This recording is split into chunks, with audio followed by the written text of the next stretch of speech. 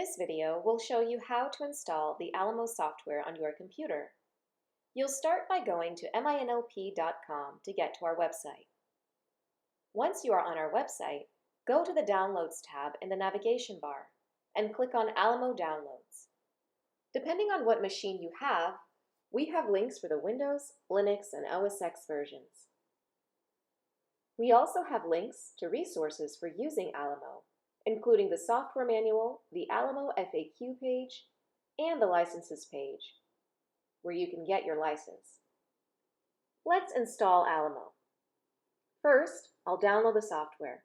I'm going to download the OS X version because I have a Mac. The software will take only a few seconds to download. When it's finished downloading, you'll need to add the Alamo download to your system path. On Windows, Alamo's installer will take care of this step for you. On Linux and OS X systems, however, you'll need to unzip the Alamo download and place the files it contains in a directory in your path. Also, make sure you have a valid Alamo license on your computer. If you don't have a license, you'll need to visit our license page. Then, depending on the type of license you want, academic, commercial, etc., you might have to register for a license with your email address, and the license will be emailed to that account. The last step is to place the Alamo license in your Alamo directory.